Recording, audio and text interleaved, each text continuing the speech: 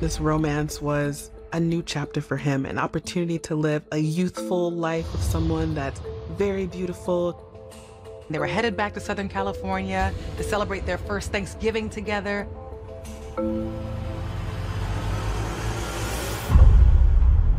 The smell coming out of the bag was not something you can describe. So the coroner investigator comes out, and he said, "This is a human." And the lifestyle that she thought she was going to live was all a lie. Things started to fall apart a little bit. She wanted payback. I did all this in 2 hours. Shut him up. That's strange. And not only strange, that is insane. I couldn't believe I did what I did.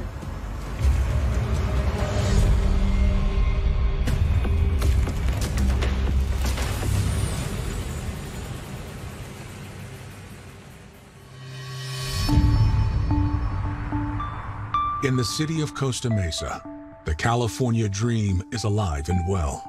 Costa Mesa is a relatively small town, and it is sunny all the time.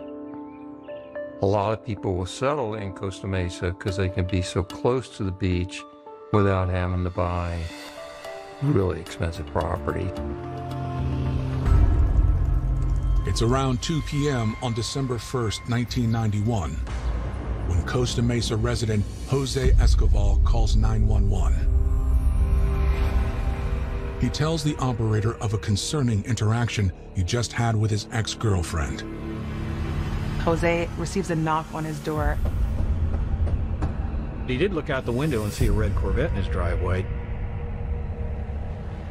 Didn't recognize the car. He opened the door, and it was a former girlfriend, somebody that had lived with him on and off.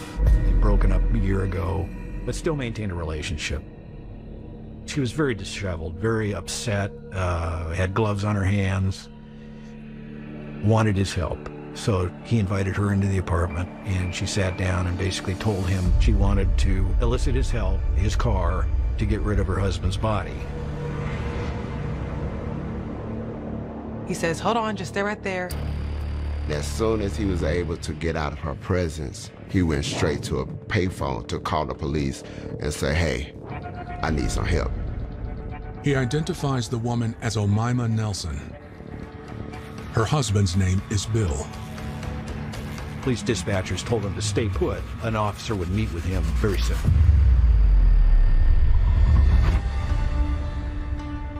Born in 1935 and raised in Texas, Bill Nelson left a big impression. Bill was a flamboyant kind of a man. He drove a red Corvette.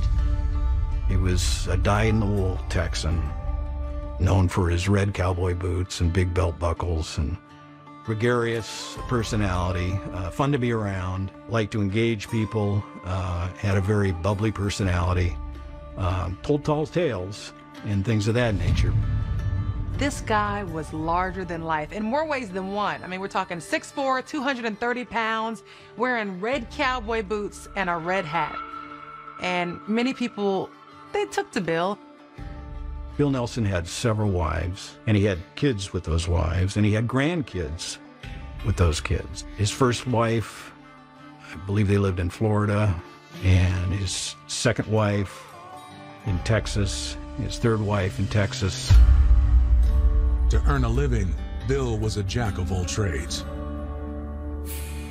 Bill Nelson was a pilot. He crop dusted. He had a knowledge of computers to the point where he could take old ones apart and reassemble them and then at some point sell them.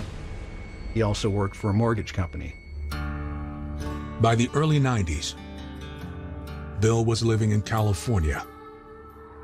In the fall of 1991, he met a beautiful young woman who was also half his age.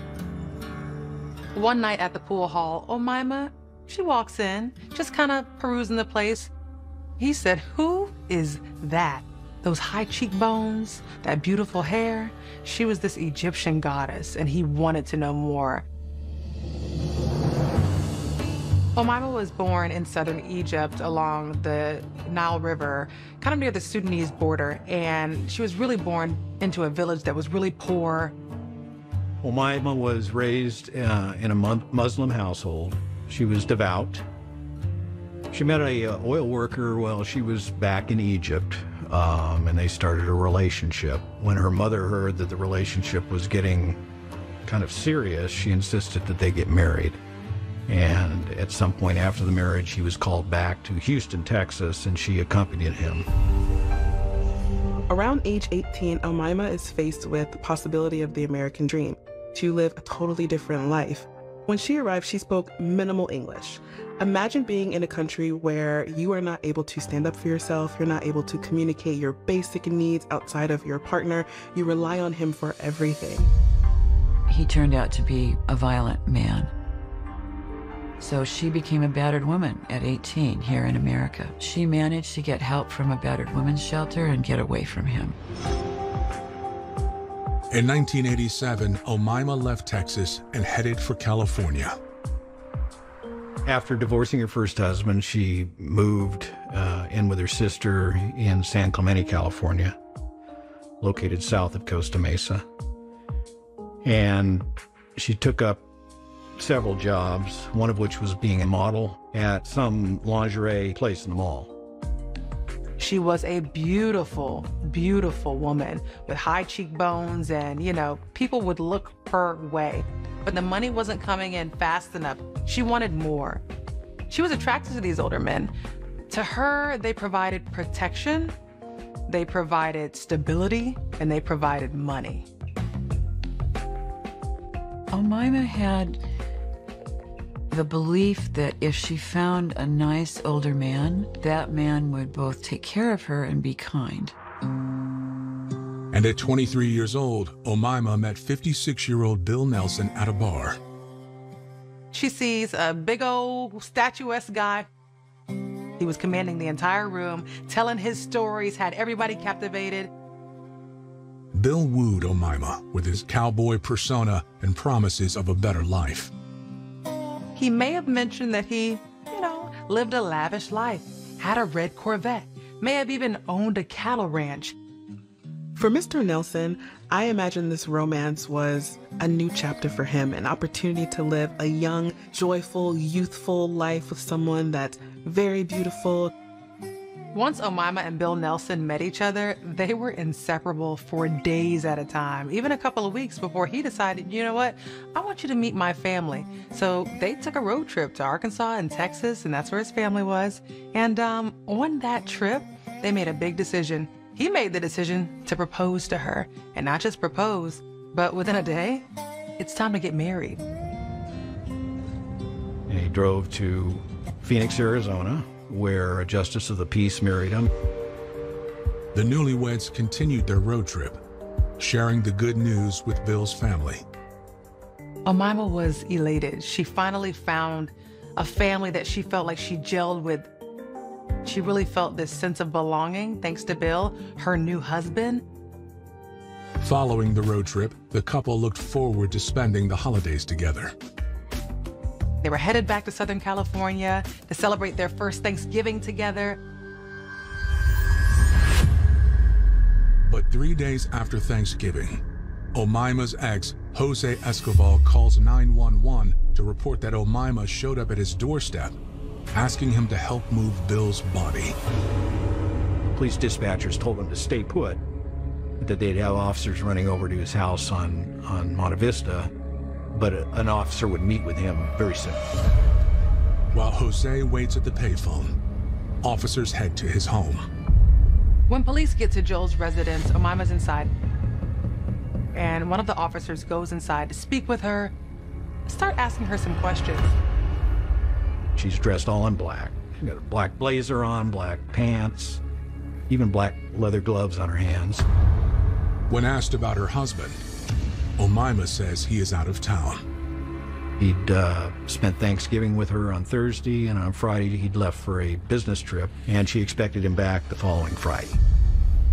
asked her kind of the circumstances around her connection to Jose. And she said she'd known him, past boyfriend. She'd come over to see if she could stay there because Bill was gone. There was another police officer, a couple of them outside, and that's when they spotted that red Corvette. We looked inside the Corvette. Officer Hogue spotted a 50-gallon trash bag, which was tied at the top, sitting on the front seat. So Officer Hogue removed it and set it down on the front yard grass and cut it open with a penknife. The smell is not something you can describe. Is unfolding at a home in Costa Mesa, California. Parked out front of the location was a Corvette, and Officer Hogue looked inside and saw a big trash bag that was tied at the top, sitting in plain view. Then Officer Hogue cut the bag open with a penknife he had. At that point, we could see a liquid substance in the bag, and the smell that was emanating from the bag was so powerful. Meanwhile, officers find the homeowner, Jose Escoval, at a nearby payphone. Jose explains what prompted him to call 911. About 2 in the afternoon, somebody was knocking on the door, and he looked out, saw the red Corvette, opened the door, and it was Omaima. She removed the black gloves that she was wearing. He saw that her hands had been cut with what looked like a knife. She had bruises on her arms, on her legs, so he invited her into the apartment. She says, "I need your help." Jose says, "With what?" She tells him that her husband attacked her and she ended up killing him. She killed him, cut him up. She had a trash bag in the car right now and would pay him a huge sum of money if he would just help her. "I just need to move his body." And then she offers him $75,000 and 2 motorcycles if he actually obliges. He says, "Hold on, just stay right there." Jose left the house and found a payphone and called 911. Back at Jose's house, a grim discovery is underway. The whole show was this bag that was in the back of the Corvette. One of the officers had taken the bag out of the car, opened it up. I look inside the bag, and I'm not really sure what I'm looking at. It just looks kind of nasty. I said, this could be pig entrails for all I know. The thing that went through my mind, I need to identify this as human. Because I'm still thinking, this is some kind of gag. This is some kind of misdirection of some sort. I'm just still not believing that this is human internal parts that are in this bag. So we're going to need a coroner out here. So the coroner investigator comes out. We opened up a big plastic cloth to the ground, and we got the remains out onto the cloth. And then all of a sudden he says, "Hey, you better look at this." I go, "What?" He says, "Do you know what those little black spots on this organ is?" I said, "I got no idea what that is." He said, "That's carbon." I said, "It is?" He said, "Yeah." I said, "You know where that comes from?" I said, "No." He said, "It comes from smoking." And he said, "So unless you know any pigs that smoke, this is a human." Investigators turn to Omaima. We introduced ourselves, said obviously we don't want to really be talking out here on the street. Would you mind accompanying us to the police department for an interview? And she agreed. But law enforcement has another priority before they talk to Omaima. We were able to determine from her identification where she lived with her husband. Officers immediately went over to that apartment to see if there was, somebody in distress, somebody hurt. It was locked. We obtained a key from the manager. I decided we had exigent circumstances to enter the apartment to see if there was someone inside that was injured and needed medical assistance. Upon entering the apartment, we instantly ascertained that nothing was amiss in the living room. Nothing seemed out of place. Upon entering the bedroom, Officer Hogue and I entered together, and we saw blood spots on the side of a mattress. We then walked back out of the bedroom and entered the kitchen area, which was a mess. Sitting on the counter was a crock pot. There was a lot of dishes in the sink and on the countertop. And for some reason, I decided to open the top freezer door of the refrigerator, and I saw this round object in foil. And I tapped on it with my finger and said to Officer Hogue, "Hey, Danny, I wonder if this is his..." Officers with the Costa Mesa Police Department make troubling discoveries inside the home of Omaima and Bill Nelson. We saw blood spots on the side of the mattress. They go to the freezer, open it up, big ball of aluminum foil. We had the right, upon entering the apartment under exigent circumstances, to look to see what's in plain sight or even in a closet. But we would need a search warrant to get back into the apartment and to make a detailed search. As they wait for the warrant to come through, investigators conduct an interview with Omaima. We got to the station and escorted her to an interview room. She wanted a cigarette. It was obvious that she was distressed. She was talking a mile a minute. She had cuts and bruises all over her. I had a fight and bought. What happened? Well, I went for a drink and two girls fight with me there and they got scratched. Where is Bill away right now?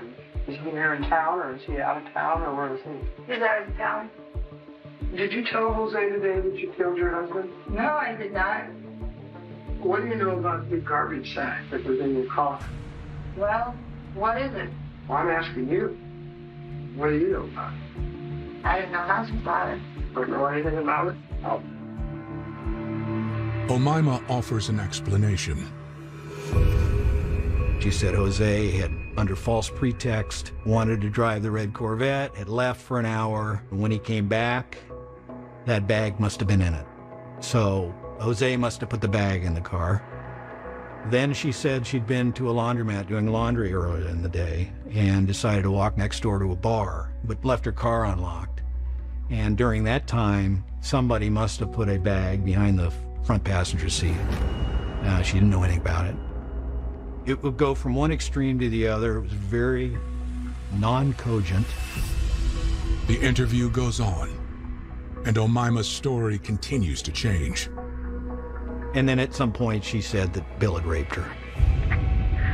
He went tied me up. And I said, no, don't tie me up. What did he tie you to? To the bed.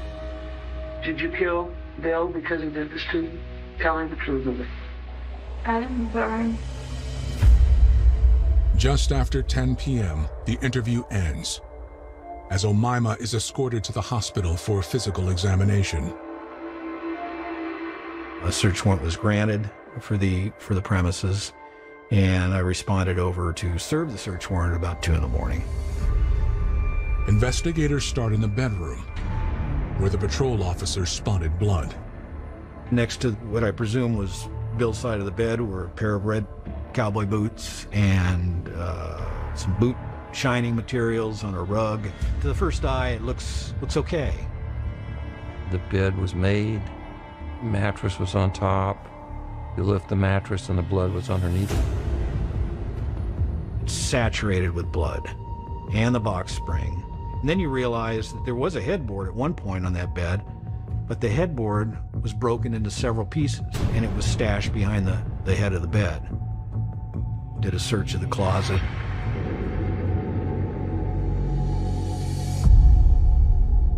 A small steam iron in the corner of the closet was broken. The handle was broken off of it. Wrapped up in newspaper in the closet was also a porcelain lamp that had been broken, and a crushed lampshade. Investigators moved to the living room. There was boxes piled up, computer parts piled up, laying around. We saw that most all of these boxes contained trash bags, and in those trash bags were other trash bags, and in those trash bags were what appeared to be human body parts. The disturbing scene becomes even more troubling. We did find a box that had 2 human hands in it. It was obvious that the hands were cooked. You know, they looked to be fried or something.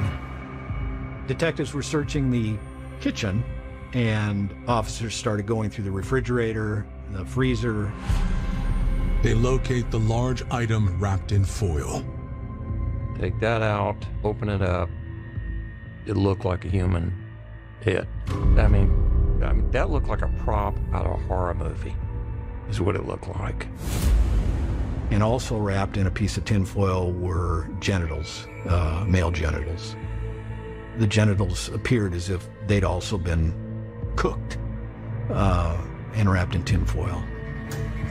This is a house of horrors. It was pretty shocking. Investigators question whether Omaima is physically capable of such violence. The thing for me is she's petite, and I knew from Mr. Nelson's driver's license that he was, over 6 foot, 250 pounds. But in one particular box, in amongst the trash bags, were a pair of human legs, and those legs had ligature marks around the ankles. At the foot of the bed was a wicker clothes hamper full of dirty clothes, and in amongst those clothes were what appeared to be bloody garments. There was a necktie, men's necktie that was tied like a ligature. There was a section of rope that had some knots in it that appeared to be a ligature. She says that Bill tied her to a bed, but Bill was the one with ligature marks. So everything she was saying was a... On the morning of December 2nd, 1991, Omaima Nelson returns to the Costa Mesa police station following an examination at a local hospital. She is met with handcuffs. Well, I'm going to be placing you under arrest at this time. Why? For suspicion of murder. I didn't kill him. I didn't kill him. I remember driving with my partner down to the coroner's office to witness the autopsy. We get to the coroner's office, and the watch commander calls and says, "Hey, Omaima wants to talk to you again." Just tell me what you want to tell me and I'll listen. I think I did kill him unconscious. And if you killed him unconscious? Yeah, because he did this to me, and I couldn't believe I did what I did. Omaima claimed that her husband became physically abusive shortly after the wedding. She told police that she began to cope with the abuse through drinking alcohol and using drugs. During this time, she also told them that she started having visual hallucinations and auditory hallucinations telling her to murder her husband. So all I remember that I hit him to self-defense or something. How did you hit him? I think I hit him with the lamp or something to get off me. How did you kill him? I don't remember how I killed him. Omaima does remember bits of the gory events that followed. I did all this in 2 hours. Chopped him up pieces in 2 hours. Chopped you up? Bill in 2 hours? Yeah.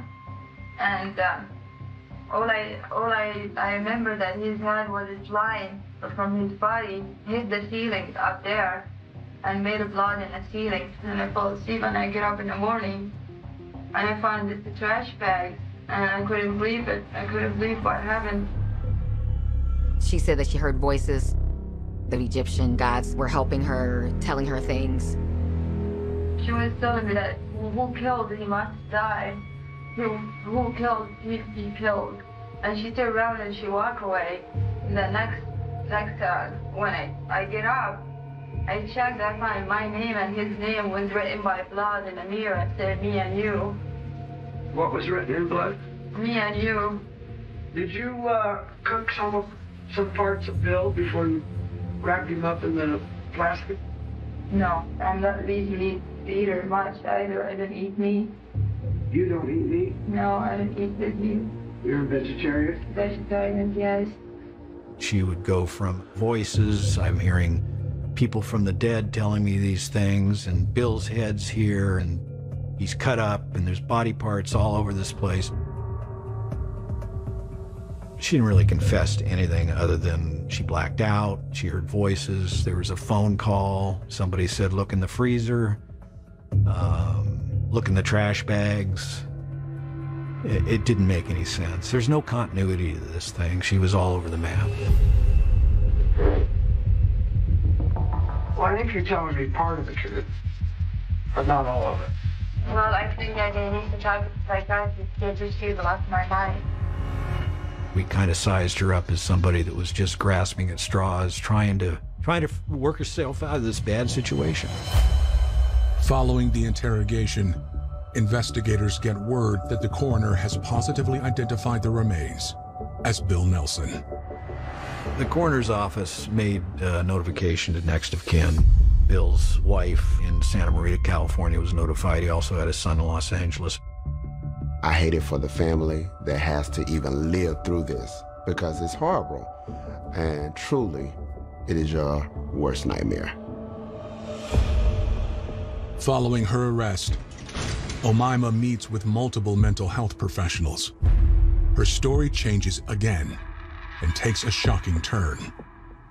She was also able to provide gruesome details about the things that she did to her husband. Some of these details include dismembering her husband, boiling her husband, deep frying parts of his body. She talked about cooking her husband, that his ribs tasted sweet. She put barbecue sauce on them and things of that nature. That's strange. And not only strange, that is insane. Investigators consider whether Omaima is telling the truth or setting up her defense. It was really hard to believe that that happened. It really was. Like one line, she was trying to say self-defense. The other line, she was trying to say criminal insanity. It was obvious that she would throw things out, see what stuck. Omaima's attorneys hire their own expert. In interviews, Dr. Nancy Kaiser-Boyd delves into Omaima's upbringing in Egypt. She had a terrible childhood. She'd been sexually assaulted. Her father often beat her, and her stepmother there beat her also. In addition to her stressful home environment, she lived in a culture during a time where female circumcision was very popular. And so this is something that she experienced very young, at 7 years old. They took her to a dark place. She remembered it was 3 older women. Her mother wasn't there. She thought they were killing her. She described extraordinary pain and fear, and then she became unconscious. She didn't wake until her mother came and touched her. And by that time, she told me that they were preparing for her burial because they thought she was dead.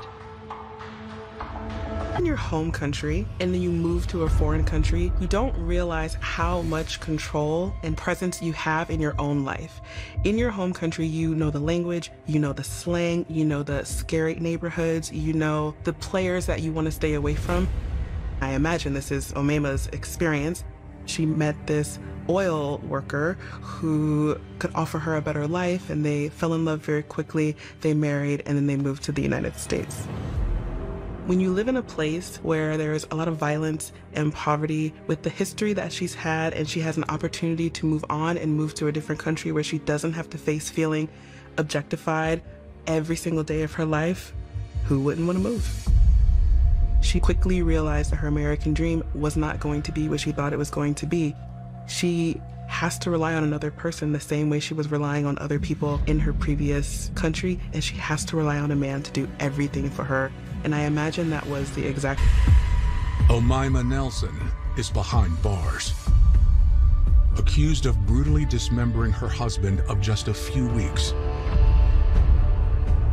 In interviews with a psychologist, Omaima reveals she suffered sexual abuse, violence, and female circumcision.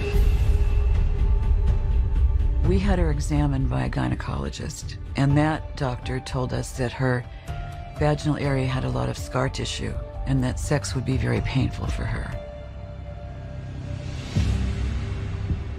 During the trial prep, Omaima's defense team, her attorney and investigator, actually flew to this suburb of Cairo and did in-depth interviews of her family members and to kind of give a glimpse of her childhood growing up and possibly the abuses involved, to show that she'd had a series of dominating males in her life and that she'd experienced not only the circumcision but sexual assault.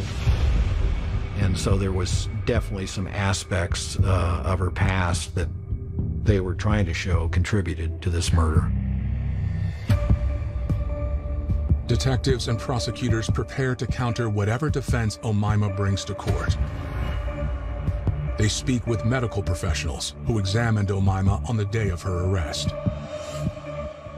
The hospital report concluded that there were no signs of rape or sexual assault. She also mentioned that she was the one who had been held down and tied to this bedpost.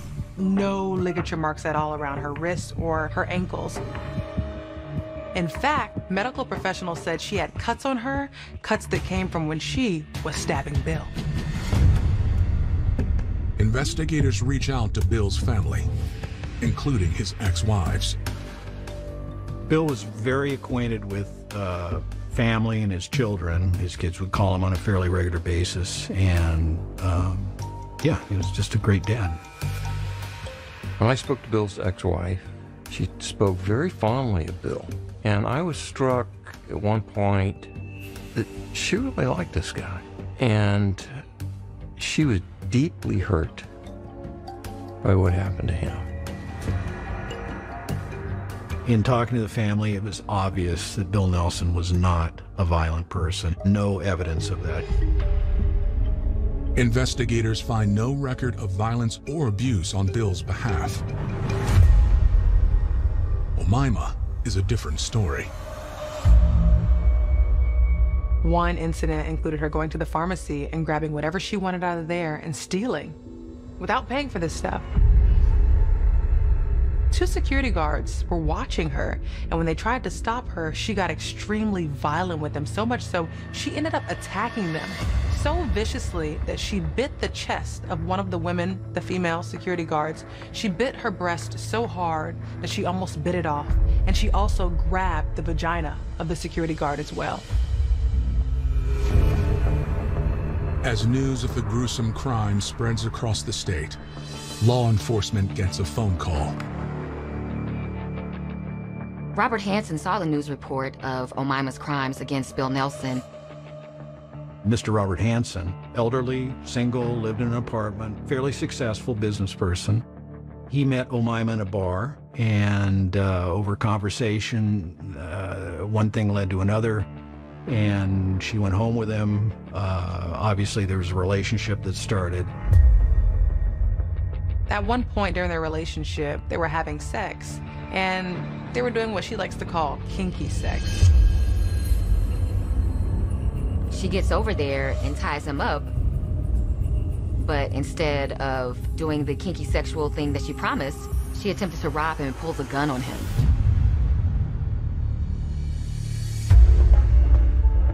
The defendant didn't tie the restraints tight enough because Robert was able to get free and escape from her.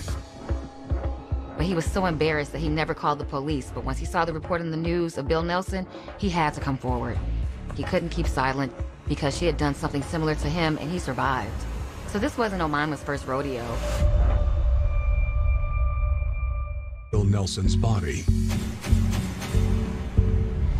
His wife, Omaima, is set to stand trial. When the case goes to trial, December 1992, prosecutors immediately try to paint Omaima as this woman who wanted this lavish lifestyle that she was promised by Bill Nelson, and she was entitled to get this lifestyle. Omaima Nelson was an ex-model, beautiful woman of Egyptian descent. very attractive, and she would seek out older men to fleece them for their money. Bill was talking about being wealthy and owning a cattle ranch and having money, which fit right into what she was looking for. She was looking for another sugar daddy. Following their whirlwind romance and wedding, a different truth emerged. Things started to fall apart a little bit. She realized that Bill wasn't the man that he might be saying he is. He didn't have that cattle ranch. It became real to her that Bill had purported himself to be something other than he was. The things that Bill promised her and the lifestyle that she thought she was going to live was all a lie. Bill didn't have any money, and she wanted payback.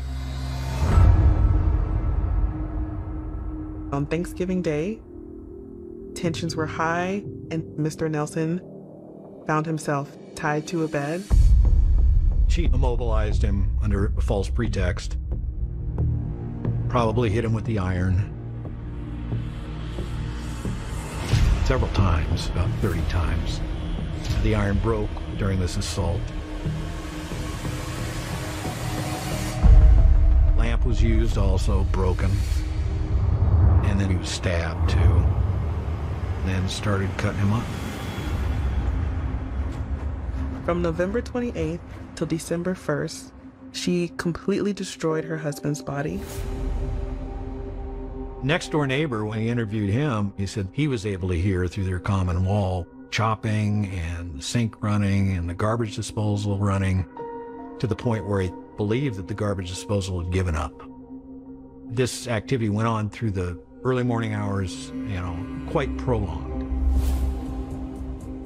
Prosecutors also call Robert Hansen to the stand. So Robert's story shows the defendant's modus operandi, and he became a star witness in the prosecution's case against her, showing that she had previously tried to do this to someone else. Omima's attorneys do not attempt an insanity plea. Her lawyer argued that this was self-defense or imperfect self-defense, which is a sudden belief that you need to defend yourself by killing the other person. Dr. Kaiser Boyd takes the stand. What she told me was that he had her tied to the bed, and he was sitting on top of her, and he was angry, and he had his pocket knife out, and he was cutting her on the breasts. And she, as you can imagine, cutting is a trigger for someone who's had genital circumcision, so she flipped out. And she got loose, and she started hitting him with a lamp by the bed. She jumped up and grabbed an iron that was in the room.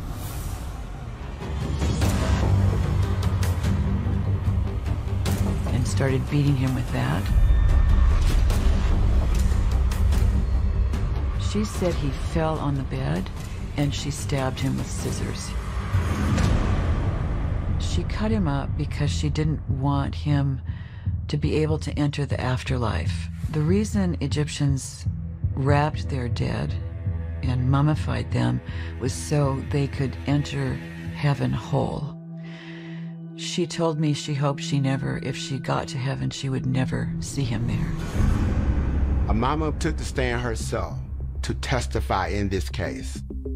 And she began to share with them in a very emotional, heartfelt testimony about, first of all, her life and the continuous abuse and the trauma and the pain. She was a victim of sexual assault, of child abuse, of female genital mutilation, and all of this trauma, like cumulatively over the years, contributed to her psychological stressors that caused her to do this. The jury deliberates for 6 days. I was on needles and pins. I didn't know what the outcome would be. Ultimately, they came and found her guilty with second-degree murder, and she received 25 years to life. But Omima's story doesn't end with the verdict. While in prison, Omima meets another older gentleman that's rich. And that relationship began to flourish. They became married. However, during the marriage, her husband dies, but he also leaves her with a lot of money. And now she's up for parole in 2026, and she may get her dream to finally live the American dream. The life that she lived was brutal, and it's very clear to me that it followed her everywhere that she went. I understand her anger.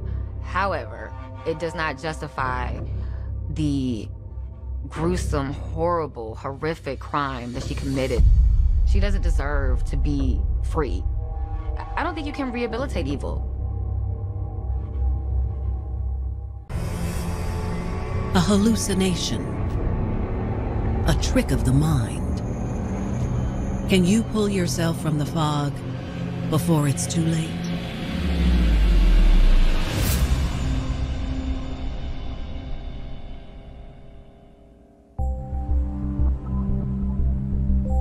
September 13th, 2015. It's a cool autumn day in Columbus, Ohio. Columbus is the state capital, and it is a growing city. A lot of vibrant things going on in Columbus, great downtown. But that afternoon, the day takes a dark turn. Police are rushing to a home on the city's east side in response to a 911 call from a frantic father. The father found his son dead in the basement in his friend's home. Once on the scene, police carefully enter the house with guns drawn. They don't know if the murderer is inside the home or not. Some fan out to clear the residence while others go down the basement stairs. In the basement, police find the 911 caller, Jay Saunders, leaning over the body of his son. They see the victim wrapped in a blue tarp. The father is distraught. He was very upset and confused and angry, as any father would be. Jay identifies his son as 28-year-old Derek Saunders, and it's clear Derek has been severely beaten.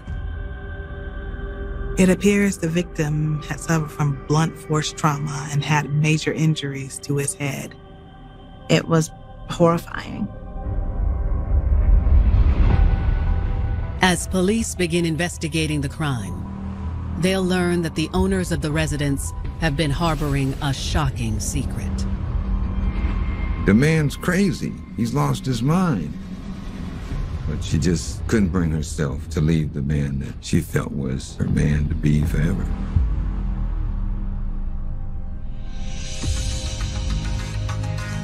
Ohio native Kayleen Bartlett was a hard-working single mom who was studying to become a veterinary technician. She loved animals and had a real passion for them. She would bring home stray cats and nurse them back to health.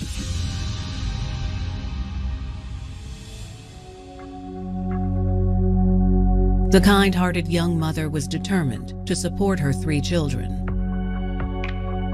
And she knew that veterinary science was her path to do so. She was doing the best that she could to set her children up for the best life possible.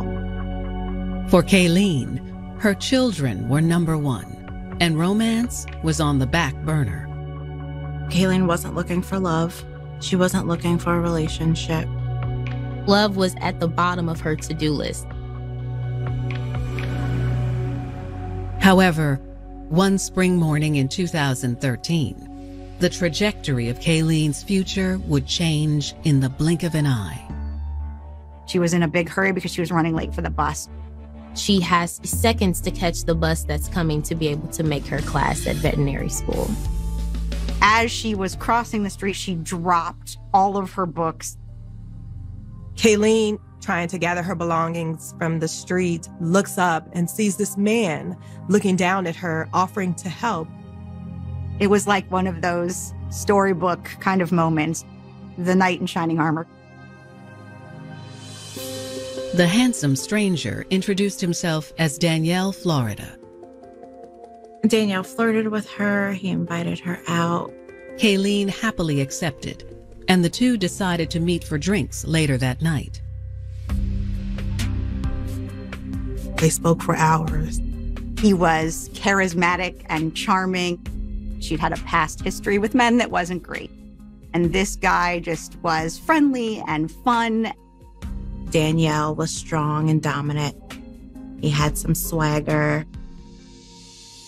Danielle worked as a chef at a local restaurant and, like Kayleen, had children of his own from a past relationship. Kayleen and Danielle connected on many levels, one area being the love for their children. She and Danielle bonded over both being single parents. He was supportive of her goals and her career choice in schooling. Behind closed doors, things continued to heat up between Kayleen and Danielle. Danielle was Kayleen's dream. He was all she had been looking for. Danielle made Kayleen feel really special. It just seemed that they were perfect for each other. Kayleen had nonstop butterflies. She was extremely happy. She was very quickly falling in love with Danielle. After just a few months of dating, the couple moved in together and were living like one big happy family. The thing that she enjoyed the most was when they kind of just chilled out at home with the kids. Kayleen felt she had it all. With Danielle, it was this picture-perfect life. He was a provider. He was a protector. He loved her children. She could still have her education, still have her career, and ultimately the love that she always longed for.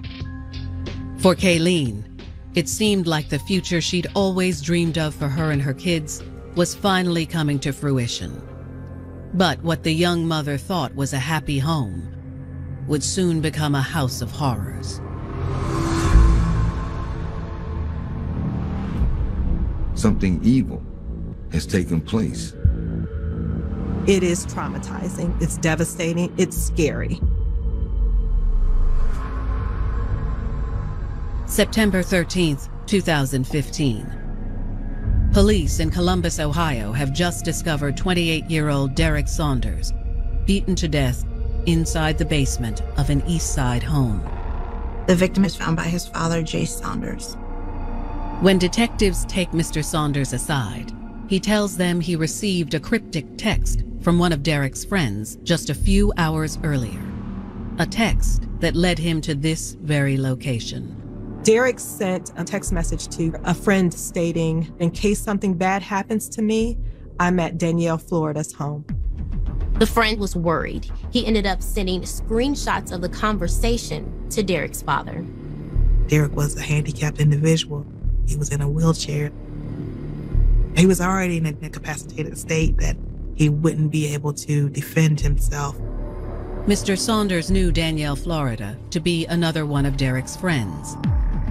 He immediately rushed over to Danielle's house to see what was going on. But he never expected what he'd find. He ended up walking around to look for his son, where he ultimately found him dead in the basement.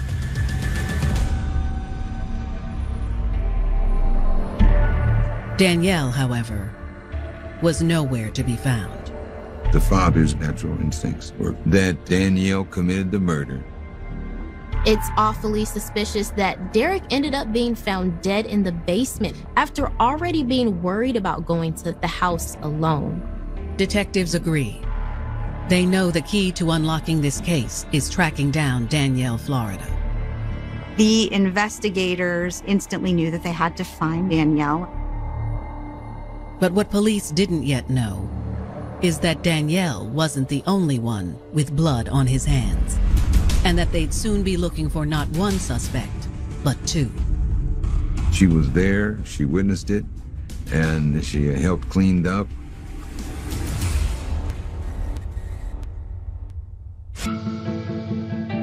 Single mom Kayleen Bartlett believed she'd finally found the one after meeting charming chef Danielle Florida.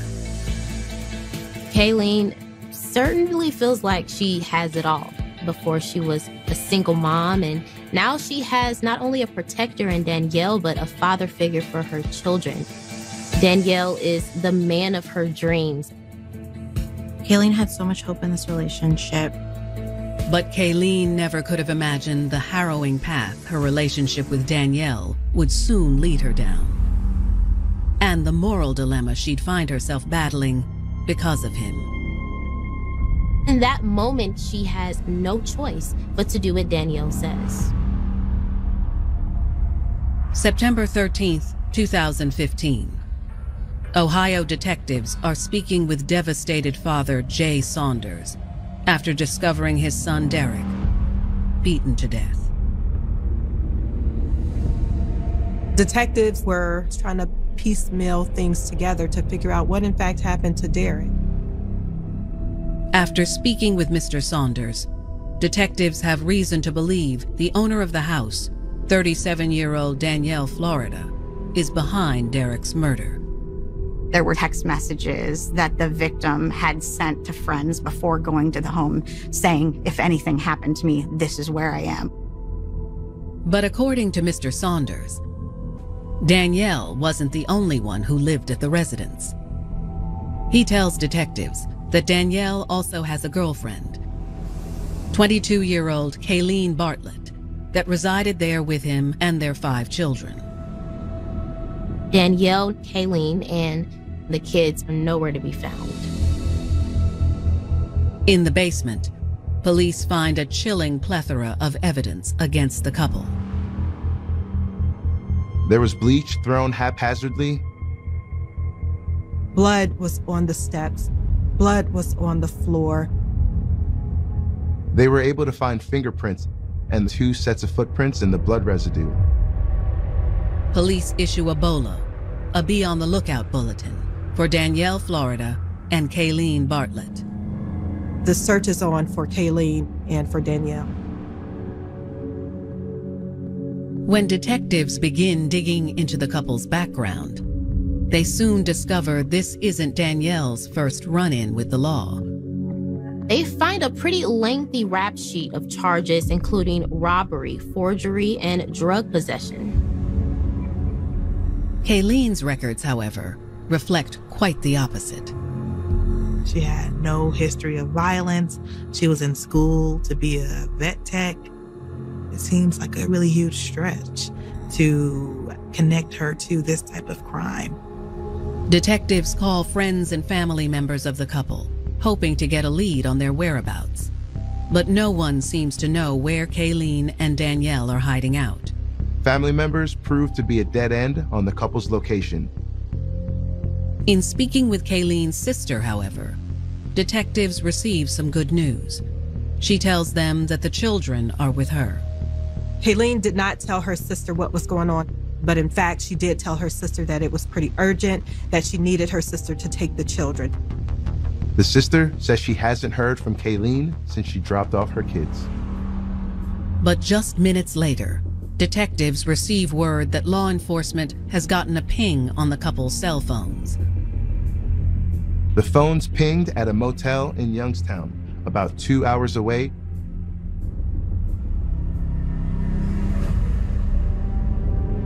That evening, police spot the couple walking to their vehicle and swarm the parking lot. Police pull up. All of the officers get out of the cars with pointed guns. Police surround the couple, who now have their hands up, and surrender. Police take Kayleen and Danielle into custody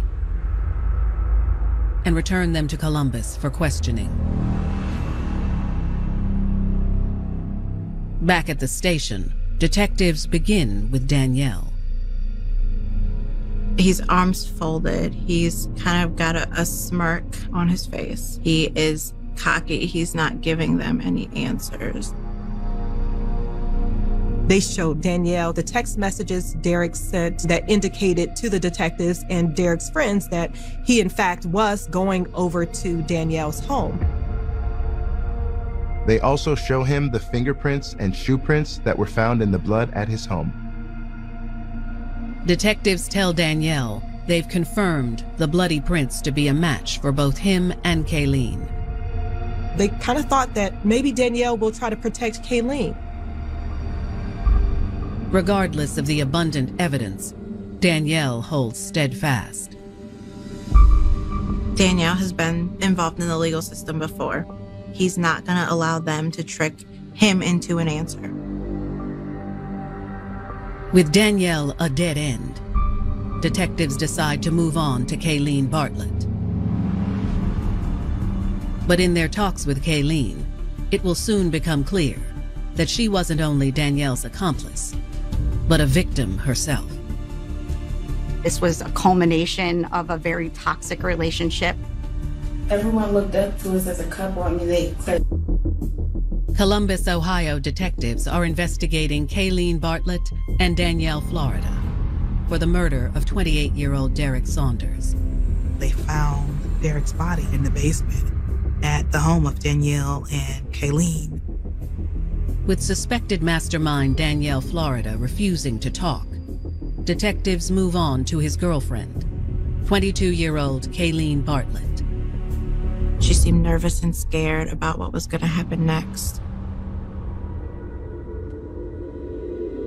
The detectives laid out the evidence they had on her, letting her know that she was busted. We have shoe prints. We have fingerprints. They showed her pictures of the blood, and that immediately broke her down. God, I gotta stop crying. I'm too emotional.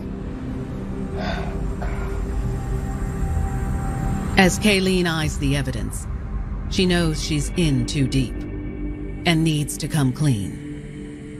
She's thinking about her children, she's thinking about her life, and you can almost physically see her decide that this is the time where I need to just tell the truth.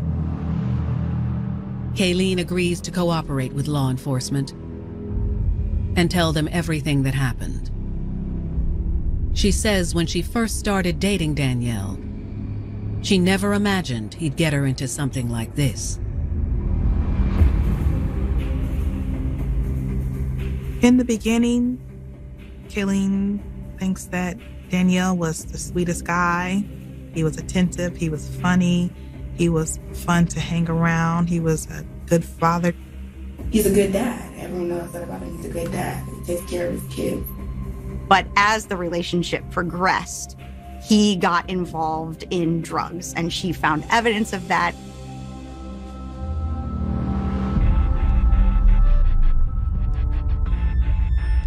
One of the most pivotal moments was when she was home with her children and caught Danielle smoking crack. She saw him lighting up a crack pipe. She asked him, "What are you doing?" And he brushed it off, said that it really wasn't a big deal. But according to Kayleen, Danielle's drug addiction only continued to get worse. And eventually he lost his job because of it. The addiction took over, and he wasn't able to hide it or use out of her sight. You gotta have two sides. Have you met a person? Sober Florida is amazing. Before they're on or coming off drugs is fine. When Florida's good, he's good. When he's bad, he's bad. Kayleen really thought that her love for Danielle could solve his problems, that she could love him enough to make him stop using drugs.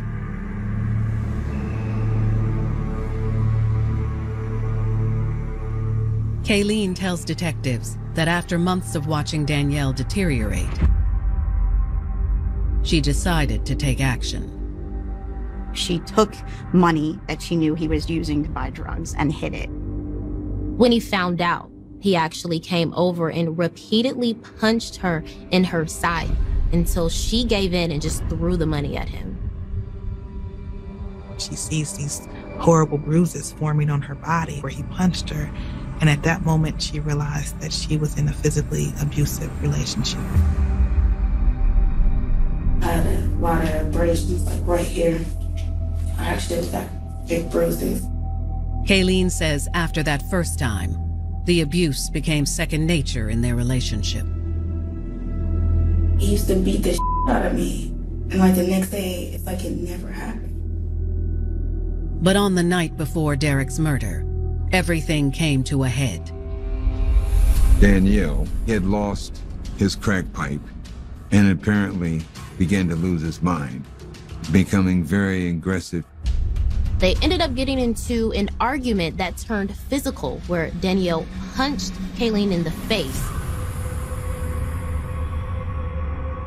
He punches her in the face so hard that it splits her lip and breaks her tooth. Kayleen explains she took some pills to help dull the pain from the beating and fell asleep soon after. But the next morning, her life would be forever changed. Kayleen sees Danielle with the hammer in his hand, hitting the victim Derek repeatedly. She's yelling to him, "Stop, stop." When Florida looked at me, he looked so evil, like pure evil. September 2015. Detectives in Columbus, Ohio, are sitting down with 22-year-old Kayleen Bartlett. Kayleen, along with her boyfriend Danielle Florida, are suspected of being responsible for the death of 28-year-old Derek Saunders. He'd been beaten and covered up with a blue tarp in their basement. Although Danielle is refusing to cooperate with law enforcement, Kayleen has decided to tell all. Danielle was violent, both physically and emotionally violent with Kayleen. Kayleen felt that she had hit rock bottom and she just really had enough. He hits me, he abuses me, and I have a strong hate for him right now. According to Kayleen, Danielle had gotten especially violent with her the night before Derek's murder. He punched Kayleen in the mouth. It hurt so bad, her mouth bruised and it chipped her tooth. Kayleen told the detectives that she had taken the muscle relaxer and that she had taken pain medication, laid down, went to sleep. Kayleen tells detectives the next morning she woke up still feeling the effects of the medication. She was groggy and a little foggy. The painkillers actually made Kayleen feel as if she was over-medicated. She just didn't feel like herself. Kayleen says after getting the kids off to school, she came back home and saw Danielle had a visitor. 28-year-old Derek Saunders. I seen him sitting in the wheelchair in front of the TV. I went back in the room and I went to sleep. But Kayleen wasn't asleep for long. Kayleen, while asleep, was awakened by noises. She knew she needed to get up and see what was going on. When Kayleen followed the noise into the living room, she was horrified by what she saw. And that's when I seen the first blood spatter on the wall. And then she further sees Danielle with a hammer in his hand, hitting Derek. She's in disbelief as she's seeing this crime take place. I was in Florida and I said, "What are you doing?" And in that moment, she said she saw a blank stare and his eyes were black. When Florida looked at me, he looked so evil, like pure evil. Derek begins to tell her he's crazy, lost his mind. Please help me. Kayleen says she tried to calm Danielle down, but he was out of control. Danielle was mumbling and rambling about money that was owed and drugs. There was a history of drug interactions between Derek and Danielle. Danielle is saying that this incident is happening because Derek ripped him off. Kayleen tells detectives Derek seemed confused and terrified and told Danielle to take whatever he wanted. He took the dope out of his pocket and he just like threw it at Florida. You can have it, you can have it. At that point, Kayleen says Danielle grabbed the drugs, and stepped out of the room. His hands was bleeding, his face was bloody. Blood like drenched down his face. And I asked him what happened. He said Florida just started hitting him. Seconds later, Danielle returned to the room. She saw him pick up the hammer and continue to beat on Derek with it. He's just hitting him, and he's crying. I mean, he's just crying. What am I supposed to do? And he's crying, and he's asking for my help. And I couldn't help. When Florida's hitting me, I can't even defend myself. The fear just took over. It was almost paralyzing, but what she did do was she left the room. Kayleen says she went straight to pick up her children from school and took them to her sister's house, where she knew they'd be safe. She was most concerned about making sure that the kids were okay. She didn't want them to go back to the house and walk in on this situation. After making sure the children were taken care of, Kayleen says she returned to the house. She says she just doesn't know exactly what drove her to drive back home. However, she did. I guess I'm stupid. I went back. Oh, Lord. She always went back to him, and this was just what she did. Kayleen was still afraid as to what she would walk into when she went into the home.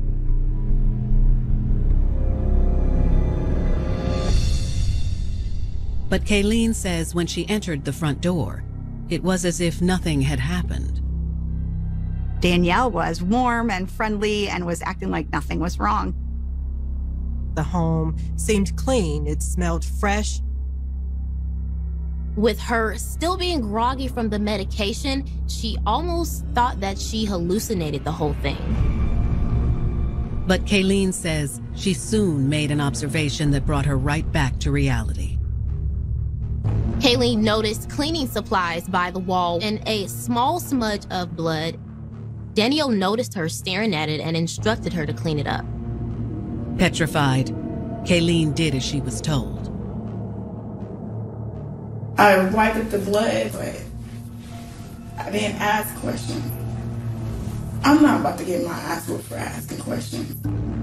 Danielle definitely wanted to make sure that Kayleen was a part of this in some way. And so having her wipe that blood off the wall was the first step in getting her involved in committing the crime. Kayleen tells detectives she was hoping Derek still made it out alive somehow, despite his injuries. But it wasn't long before she realized that wasn't the case. She seized the wheelchair. She knew Derek couldn't leave without his wheelchair. As Kayleen's heart dropped, Danielle came over and took her hand.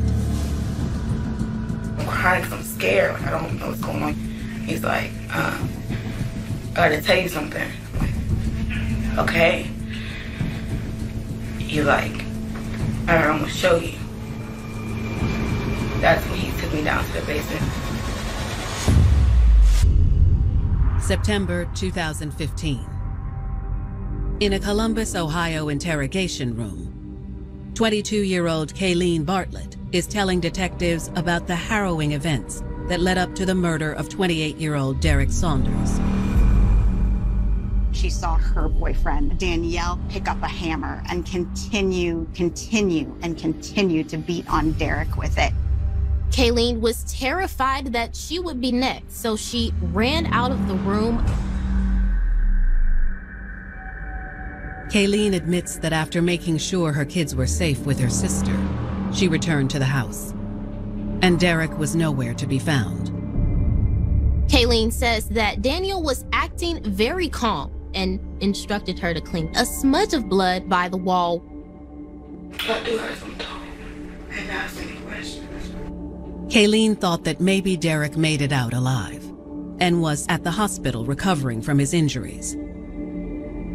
That is, until she saw the wheelchair. Derek was a handicapped individual. Kayleen knew that Derek couldn't get away without his wheelchair. When she looks at it, she knew what had happened. It was at that moment that Kayleen thought, oh my goodness, Derek is dead. What next? That's when Danielle told her to come down to the basement with him. He's like, I gotta tell you something. He's like, I'm gonna show you.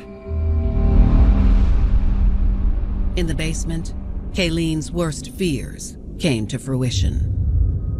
Kayleen observed Derek's lifeless body covered in blood. Blood was on the steps. Blood was on the floor.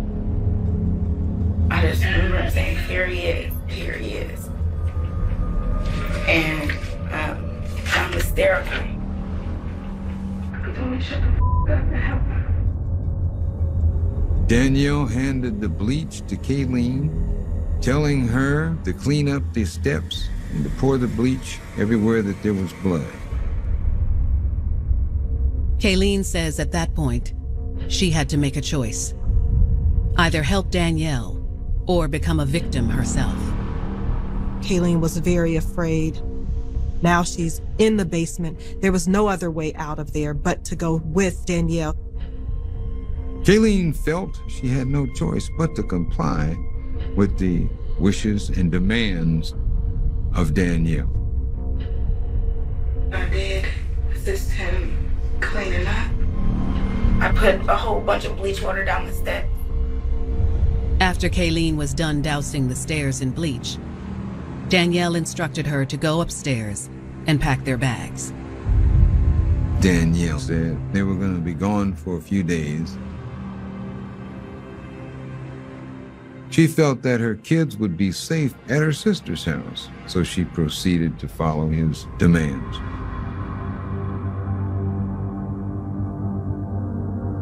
In this moment, Kayleen is still very fearful of him, fearful of the entire situation, and is just doing what he says.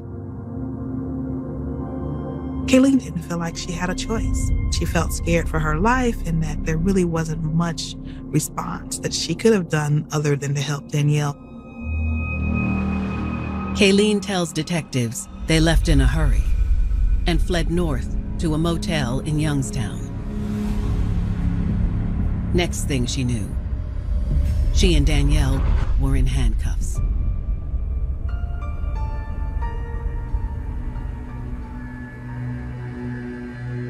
Kayleen is very remorseful about all of the situation and the death of Derek and her role that she played in it. Definitely should have been me. That's exactly how I feel. The night before, he was angry at me, and that's why he said he did drugs so much, was because I got on his nerves. It should have been me. The choice that she made that day to not go get further help, it's not something that she can ever probably completely walk away from. It's always going to be in the back of her head.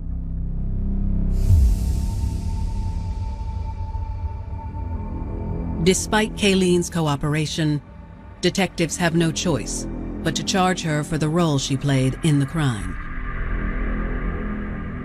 Kayleen Bartlett is charged with tampering with evidence.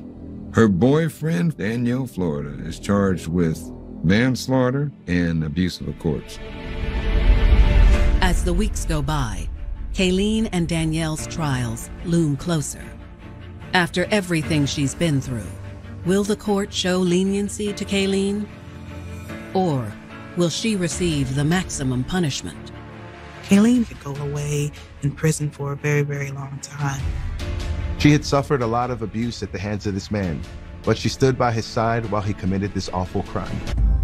November 2nd, 2015, Columbus, Ohio. 22-year-old Kayleen Bartlett has confessed to helping her boyfriend, Danielle Florida, cover up the murder of 28-year-old Derek Saunders. Kayleen told detectives that Danielle had put her in a situation where she couldn't do anything but go along with what was happening. He asked her to help him clean up afterwards, and she had no other choice but to go ahead with that.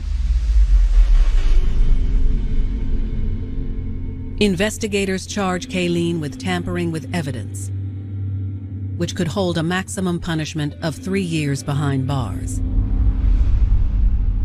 However, as prosecutors prepare for trial, they present Kayleen with a deal that could greatly lessen her sentence. Kayleen takes a plea deal and agrees to testify against Danielle. At Kayleen's sentencing hearing, she expresses great remorse for her actions. She was very sorry and did want the court to forgive her. The judge took into consideration everything that Kayleen had been through. The judge sentences Kayleen to just 3 years of probation. He felt compassion for the abuse that she had endured and gave her some leniency. Derek Saunders' family is outraged. I think the victim's family has every right to be upset about the fact that Kayleen got such a light sentence. In their minds, she was the one person who might have been able to save his life, and she did not take that action. So to them, 3 years of probation seems like nothing more than a slap on the wrist. Derek's family gets another shattering blow as Danielle's trial approaches. Kayleen's credibility was deemed problematic, and prosecutors were unable to use her testimony in court. Kayleen violated her probation, and that really compromised her credibility in being able to testify against Danielle. And so the result of that, they didn't have as strong of a witness to the crime to testify at trial. Danielle is offered a plea deal to minimize the risk of an acquittal, and he takes it. Danielle Florida pled guilty to tampering of evidence, involuntary manslaughter, and robbery. Danielle receives a minimal 11-year sentence for the murder of Derek Saunders.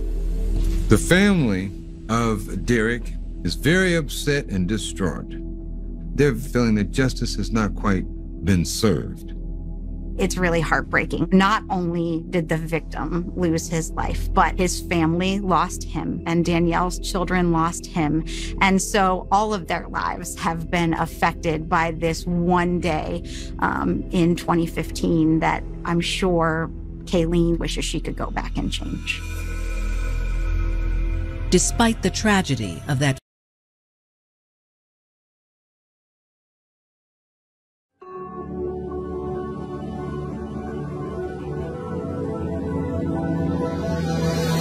when a young couple in love has the family they've always dreamed of, it can seem as if nothing will ever tear them apart. The love that binds family can be stronger than doubt, fear, or pain. But when the ties that bind begin to fray, they'll unravel faster and faster until there's nothing left to hold on to.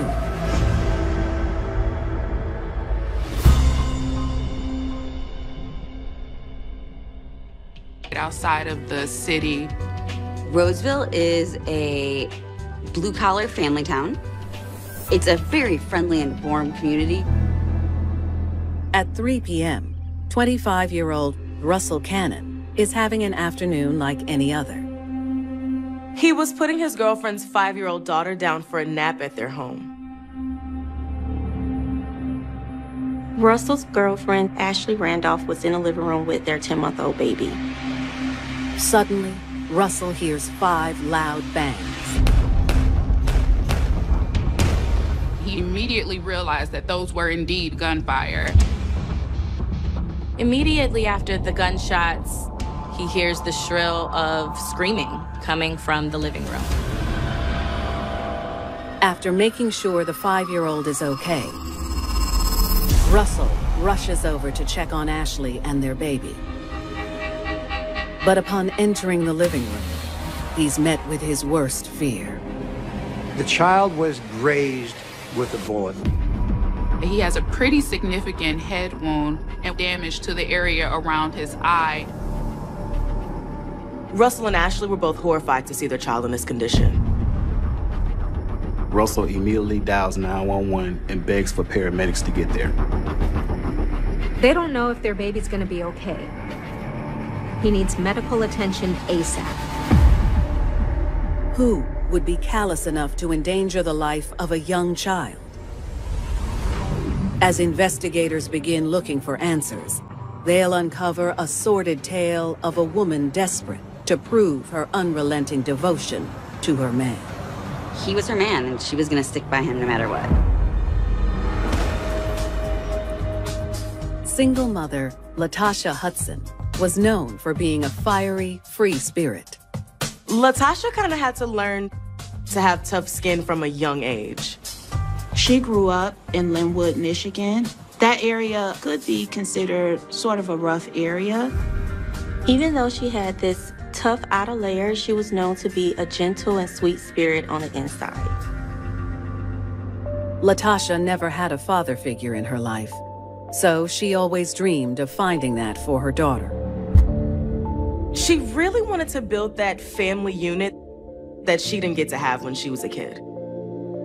Sometimes when you don't have a father in the home growing up, you may become a little desperate to build your own family unit because you don't want your kids to go through the exact same thing you did. To support her and her daughter, Latasha worked a job at a local home improvement store.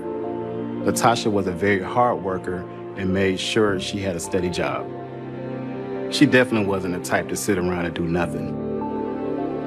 It was important to her to have a purpose and a way to give her daughter a good life. It was after a shift one day in 2002 that Latasha would meet someone who would change her life forever. She had been working a lot of long hours and she wanted to treat her daughter to something special, so she decided to take her out for ice cream. There's this other guy there that's getting ice cream as well.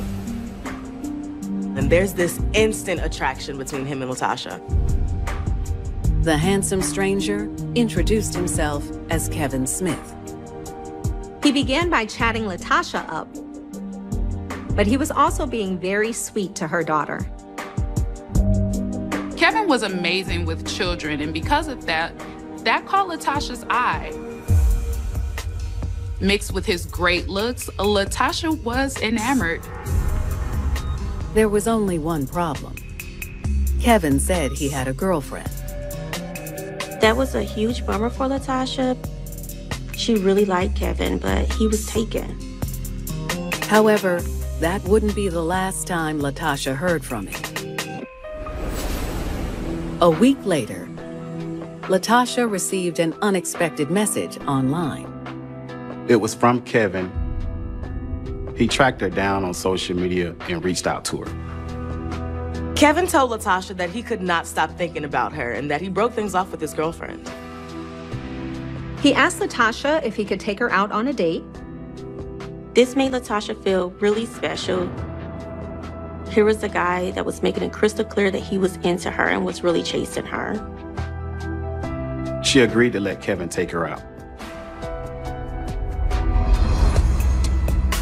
The two met up the following evening, and Kevin pulled out all the stops. He took her to a really nice restaurant and wined and dined her. She had never had a man treat her like this before. She really felt like a princess in a fairy tale. Kevin loved spending money and buying gifts for Latasha and her daughter. And Latasha fell head over heels quite quickly. After just a few months of dating, the happy couple learned some exciting news. They'd only been dating a short time before Latasha found out that she was pregnant with Kevin's child. Kevin was thrilled at this news, and he even suggested that they go ahead and move into their own home and work on their own family. Latasha is finally going to have everything she ever wanted, which is a loving relationship and a happy family. And it would be just like the home that she grew up in except for there would be a mom and a dad to raise the children.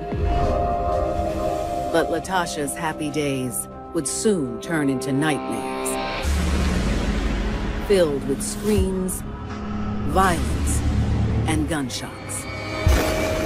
Latasha feels confused, betrayed, angry. This is a threat to her family and her peace of mind, and she wants Ashley out of their lives.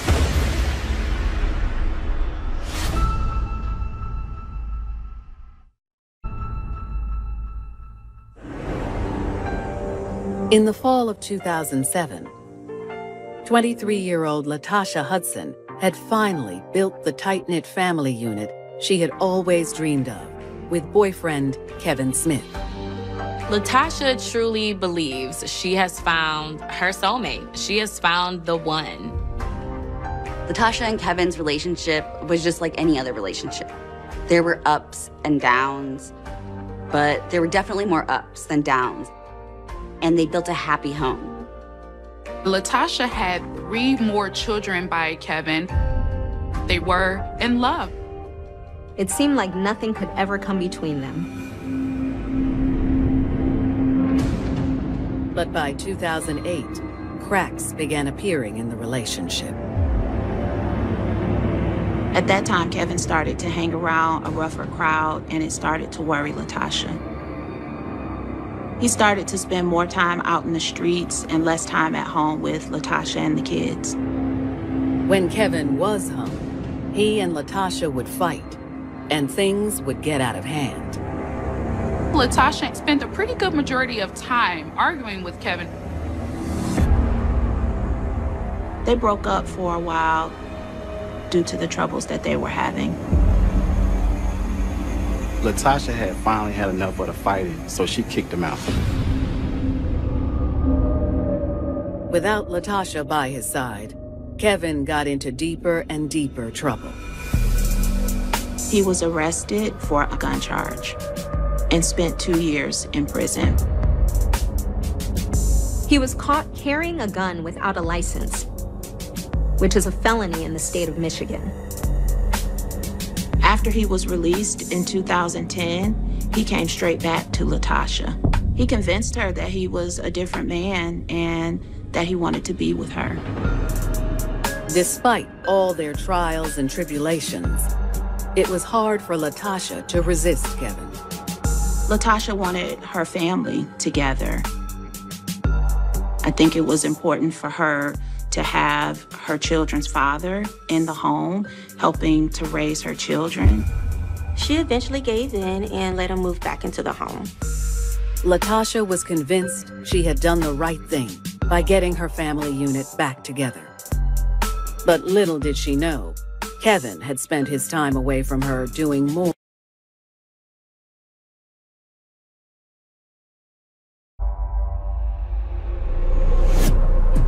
One year later, on August 20th, 2011, Roseville paramedics have just arrived on the scene of a cruel shooting that left a small infant wounded.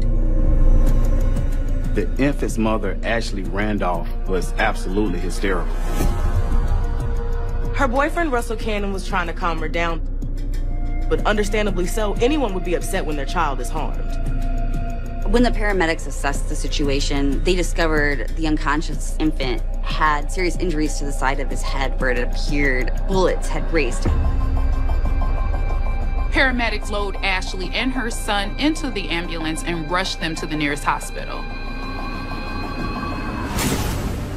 Meanwhile, investigators begin searching the scene for clues.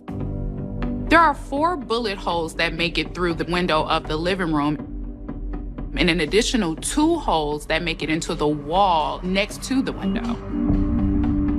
There were bullets in the couch. There were bullets in the wall. There was a bullet in the door. As they investigated, it became clear that whoever had fired those shots was trying to aim at the person sitting on the couch inside the home. Police speak to all of the neighbors, many of whom heard the shots. And they get then an understanding of the timing and the number of rounds that may have been fired. Since we only hear the number between 4 and 6, we confirm then that it's a revolver. But what reason would the shooter have to harm this young family? Detectives turn their attention to the homeowner, Russell Cannon, to see if he can provide any insight. He didn't see who fired the shots. By the time he was able to safely come check on his girlfriend, the gunman was already gone. He also tells police that whoever fired the shots outside would have 100% been able to see Ashley's silhouette through the blinds. He believes the gunman was attempting to shoot Ashley. And to investigators' surprise, Russell already has a theory for who may have done this. When police asked who he thought might have wanted to hurt Ashley, he said he knew that Ashley had had some arguments with an ex. That ex was 27-year-old Kevin Smith. What detectives learn is that Ashley has a personal protection order against Kevin Smith. It was clear that Kevin would have a reason to want to harm Ashley. Investigators immediately one step closer to piecing together this heinous crime. And Kevin won't be the only one in police crosshairs. She was helping him all along the way. He wasn't in this alone. August 2011. Police in Roseville, Michigan are investigating a shooting that put an infant child in the hospital with serious injuries. The infant had serious injuries to the side of his head where bullets had grazed him. Anytime a child is shot, it becomes a priority case. It's all hands on deck, and that's exactly what Roseville did perfectly in this situation. Fortunately, detectives have just learned the name of their first suspect, 27-year-old Kevin Smith. Kevin Smith was an ex-boyfriend of the baby's mother, Ashley Randolph. Ashley had actually gotten a restraining order against Mr. Smith. Police believe that Ashley was likely the intended target of the shooting, and her child was tragically caught in the crossfire. With all departments on the lookout for Kevin Smith, detectives head to the hospital to speak with Ashley. When detectives arrive, they discover that the doctors at St. John's Hospital were thankfully able to stabilize Ashley's son. He'll need surgery to remove bullet fragments from his eyelid and pieces of glass in his forehead, but he'll survive. Ashley tells police the shots had come out of nowhere. She had been watching TV, trying to get her baby to settle down for a nap, when all hell broke loose. Immediately upon hearing the shots fired, she dives to the floor and holds on to him until the shots stop. When she saw that her child had been injured and was bleeding, she absolutely lost it and began screaming for help. Detectives tell Ashley they believe her ex, Kevin Smith, may be responsible for the shooting. Ashley is in complete agreement with this, but she also seems scared to say anything about Kevin. Ashley tells detectives that Kevin is actually the father of her 5-year-old daughter. It was the same little girl that had been at the crime scene that day. But according to Ashley, Kevin refused to acknowledge the young girl as his own. Ashley says he had been refusing to pay her any kind of child support. Ashley says the court had recently ordered them to take a DNA test. So they go and get a DNA test done. The results came back just... In the 24 hours that followed them receiving the results, Ashley spent a large chunk of time arguing with Kevin on the phone. Kevin had even been threatening Ashley. She said he had been trashing her on social media, calling her names, and using profanities. The more the detectives learn, the more they feel confident that Kevin is their perp. Just then, detectives receive a call from their colleagues at the police station. Kevin Smith has just arrived. He knew that the police had been looking for him. He's ready to talk. Detectives thank Ashley for her time and assure her they're about to get some answers. Back at the station, they sit down with Kevin. Kevin seems smug and unbothered, as if he didn't have a care in the world. He clearly doesn't realize how much trouble he's in. Detectives ask Kevin point blank if he's responsible for the shooting that happened earlier that day. Kevin immediately says he has an alibi. He said he was with his girlfriend, Latasha Hudson, during the shooting, so he couldn't possibly be the suspect. He recognizes that he and Ashley are in this dispute with the paternity and that he did receive information, and he was not happy when he received the information. He didn't lie about that. But according to Kevin, he would never go so far as to try to harm Ashley or her new baby. He denied repeatedly any involvement in the shooting. He denied being in any sort of physical dispute with her. He denied that there had been any prior altercations physically between the two of them. Kevin says that earlier that day, after finishing a morning shift at the auto plant where he worked, he went to pick up Latasha. Latasha worked at a local home improvement store, and after picking her up, Kevin said they went straight home. Detectives are suspicious of Kevin's story, but their hands are tied. At this point, they have no evidence to legally detain him, so they're forced to let him go. Investigators are eager to speak to Kevin's girlfriend, Latasha Hudson, to see if she corroborates his story. Latasha Hudson's name has come up, so of course Roseville is going to interview Miss Hudson. Latasha is really the key to determining whether Kevin is telling the truth or whether they're going to catch him in a lie. In August of 2011, Michigan police believe they are close to solving a brutal crime that almost took the life of an infant child. It was a miracle that the infant survived. He had multiple head injuries after the incident. Investigators' number one suspect is 27-year-old Kevin Smith. But Kevin claims he has an alibi. Kevin said that he was picking up his girlfriend, Latasha Hudson, from work at the time and they had gone home together. Investigators were very suspicious of Kevin's story, but they needed more evidence in order to charge him with this crime. They're very eager to speak with Latasha to see if she can corroborate Kevin's version of the events. But first, investigators want hard proof that Kevin has been harassing Ashley Randolph like she claimed.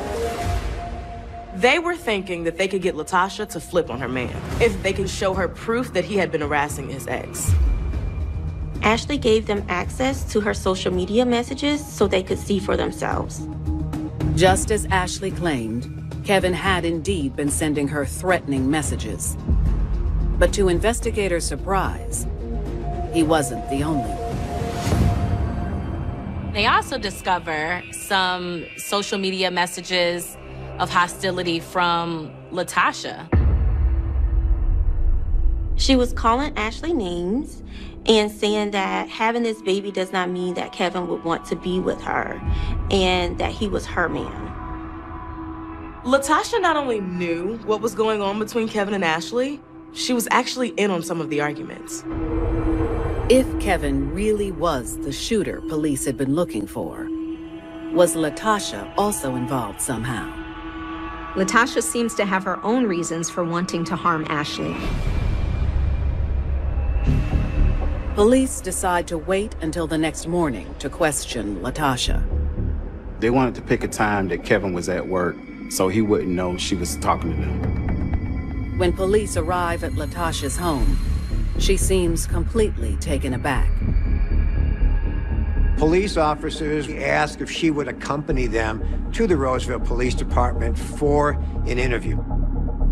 At that time, she had her 4 children with her. So she had a friend come to the address to watch her children. She was not under arrest. Back at the station, Latasha seems very nervous. When police start to question Latasha, she's clearly afraid. She's never been in trouble before. She's never been in a situation like this. When the interrogation first starts, Latasha does corroborate Kevin's story. She says Kevin picked her up from work and they went home, simple as that. She tells detectives repeatedly that Kevin did not shoot anyone. That's when detectives pull out the social media messages. They tell Latasha that they know that there was a lot of animosity between her, Kevin, and Ashley. Detectives tell Latasha that if she's lying, she could be in some pretty serious trouble. And she could face some pretty harsh penalties if it's found that she was involved in the shooting in any way. When detectives explain that Ashley's son almost lost his life that day, Latasha's demeanor shifts. She was emotional. She had no idea at that time that the little boy had been struck with a bullet. She broke down and began to cry. The realization that a baby could have been killed is too much for Latasha to bear. She then admitted that, in fact, she was there and what her involvement was. Latasha's maternal instincts kick in, and she decides to come clean.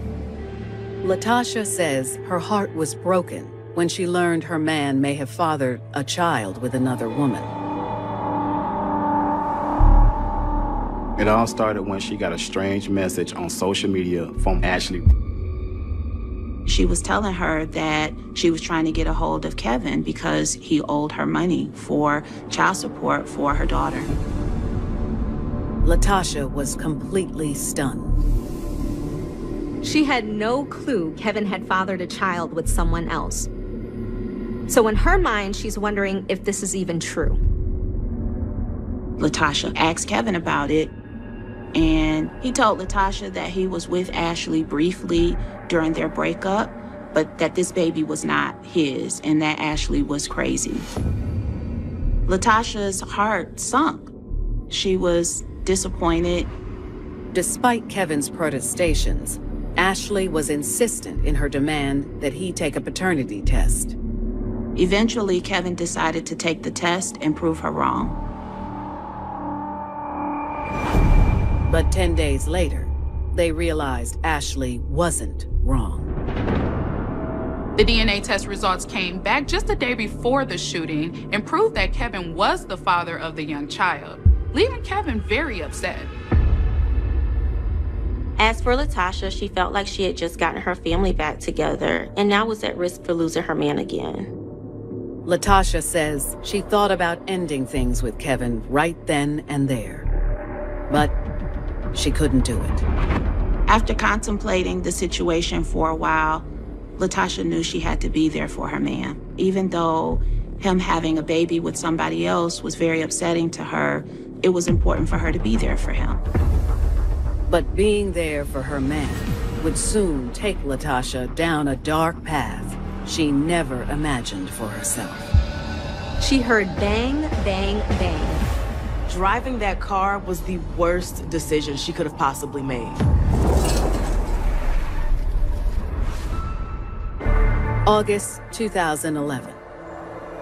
Police in Roseville, Michigan are questioning 27-year-old Latasha Hudson about her and her boyfriend's connection to a shooting that left an infant in the hospital.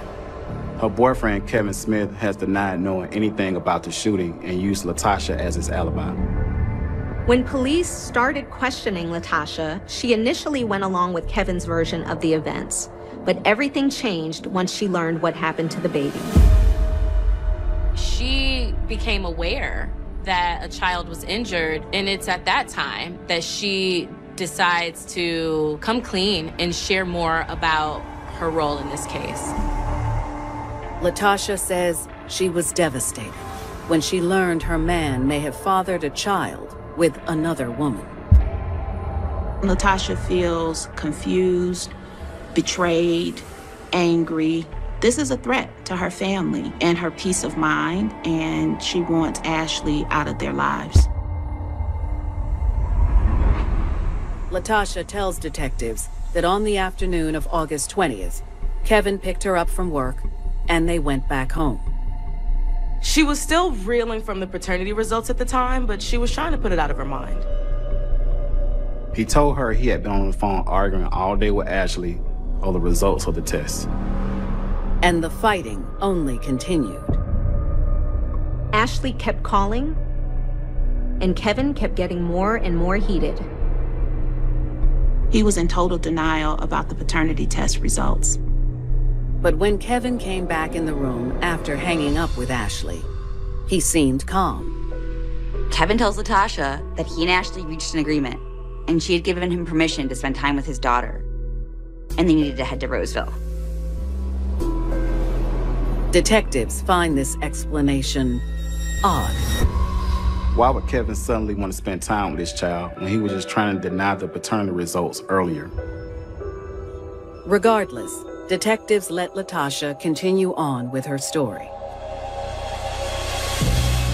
Latasha said that they drove by Ashley's house, but there were already 2 cars there.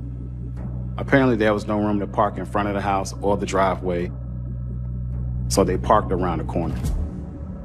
Latasha says Kevin told her to wait in the car while he walked over to Ashley's place. He cut across the yard towards Ashley's house. A few minutes later, she heard gunshots. The next thing Latasha knew, Kevin was running back towards the car. Latasha asked him if he had heard the shots. He said he had, but he had no idea where they had come from. He told her that everything went fine with Ashley and the child and that they needed to go now. According to Latasha, she drove them straight home after that. Latasha insists when she drove Kevin to Ashley's, she did not know any shooting was going to happen. However, detectives aren't convinced. Several things were not adding up about Latasha's story. The whole reason they went over there in the first place didn't really make sense. He had gone through all of this trouble trying not to be the father of the child. Now he wanted to go over there and hang out with it? It also seemed odd that Latasha went over there with him in the first place. What was she supposed to be doing while he was inside playing with he and Ashley's child? The fact that the couple decided to park around the corner from Ashley's house was also suspicious. Because of course, that made it easier for them to avoid being seen. Investigators believe Latasha accompanied Kevin to Ashley's for a specific purpose: to act as his getaway driver. They think Kevin and Latasha planned to go to the house with the intent to kill Ashley and rid Kevin of the paternity suit. To Latasha's surprise, detectives tell her she's under arrest. Latasha is in complete shock. She didn't expect it to go this way. On the other side of town, police descend on Kevin's place of work. Armed now with this information, Roseville Police Department has probable cause to charge Mr. Smith. Fortunately, Kevin lets police take him into custody without incident. They arrest Mr. Smith for the shooting and bring him to the Roseville Police Department. What he doesn't know is that Latasha has implicated him in the shooting. Police decide to let the couple speak to each other to see if Latasha can get Kevin to confess. So the police officers let the two of them be together for a minute. They were both crying. Latasha tells Kevin he needs to come clean. It's their only chance to see their kids again. She admitted to him that she had already told the police everything she knows. They removed Latasha, placed her back in her holding cell, at which point then Mr. Smith gave all of the details of what had happened. Kevin admits to firing the shots. Kevin tells detectives that he initially intended to just scare Ashley, not hurt or much less injure her child. His statement is, I just wanted to shoot the TV from the outside because I wanted to scare her and let her know that I'm not someone to be fooled around with. But detectives see one big problem with Kevin's defense. All the shots landed in the general area of the couch where Ashley was sitting at the time. If Kevin had indeed been shooting at the TV, it would have been impossible for the bullets to become lodged around the couch. Kevin Smith was charged with 2 counts of felony attempted murder. We charged him with both Ashley and the young child, and then he was charged with 2 counts of felony firearm with intent to commit great bodily harm. Kevin insists that Latasha is completely innocent in all this. Kevin is quite adamant in acknowledging that Latasha had no intention of harming anyone and was in no way implicated in shooting Ashley. But police still throw the book at her as well. Latasha is also charged with 2 counts of attempted felony murder. Latasha never fired a weapon, but under Michigan's aiding and abetting statute, a getaway driver is equally culpable for violent crimes committed by their accomplices. Even though the couple insists that Latasha had no idea the shooting was going to happen, will a jury agree? If the jury doesn't believe that there was intent to kill, there certainly could have been intent to harm. Her story just was not adding up. She seemed way more involved than she was letting on.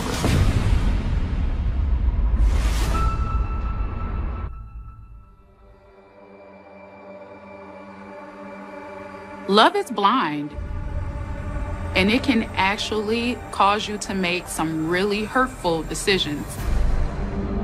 Decisions that you would not be able to come back from, and you can't apologize your way out of.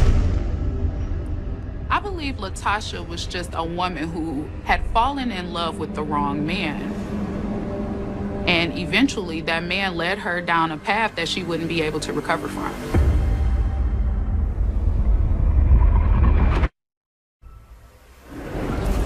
In August of 2011, Michigan investigators have Latasha Hudson and Kevin Smith in custody for a shooting that seriously injured an infant child. Mr. Smith was charged with 2 counts of assault with intent to commit murder because we charged him with both Ashley and the young child. Under Michigan's aiding and abetting statute, Latasha was also charged with 2 counts of felony attempted murder. Latasha had nothing to do with the gun. It had nothing to do with the decision to shoot, but she did participate as the getaway driver and the lookout. Both Kevin and Latasha are sent to jail to await trial. Their children are sent to live with family members. Latasha is feeling an immense amount of guilt that she allowed this to happen to herself, to her children. Not only are her children without their father, they're also without her. As the trial looms ahead, Kevin's attorneys approach the prosecution with a plea deal. Kevin would plead guilty to all the charges against him if they agreed to drop the charges against Latasha. He didn't want his children to grow up without either of their parents.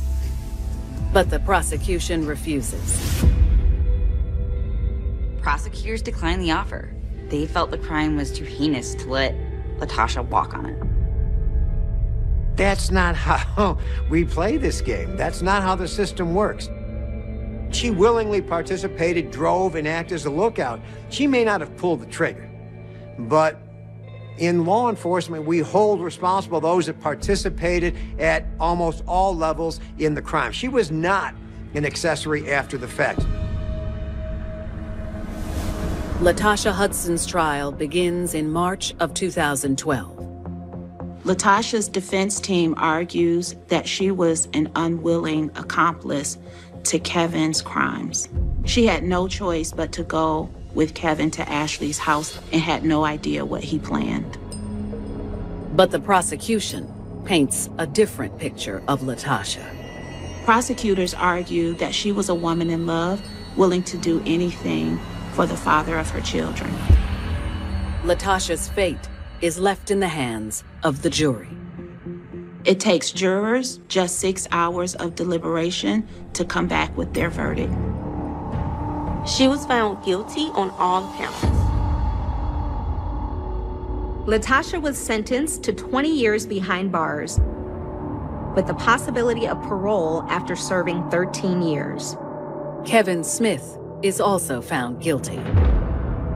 Kevin was sentenced to 30 years, but could be paroled after serving 18. Latasha's first years in prison were especially difficult. For the first 2 years behind bars, Latasha wasn't able to see any of her children. Beyond the shock of the conviction, being away from her children took a heavy toll on her. She decided to keep her head down and just get through her sentence without causing any trouble. And eventually, Latasha's good behavior pays off. In August 2019, after serving 7 years in prison, Latasha was paroled. Since her release, Latasha has concentrated solely on her family. She's spent 7 years away from her children and is now very committed to reconnecting with them. Latasha no longer has a relationship with Kevin Smith. Latasha hasn't had any communication with Kevin in the last several years, and hindsight is 2020. She now realizes that there was a lot of manipulation associated with her relationship. Latasha was very vulnerable to a situation like this. I think that she wanted very much to be loved and cared for and have a father for her children. And that led to a lot of her decisions in this situation.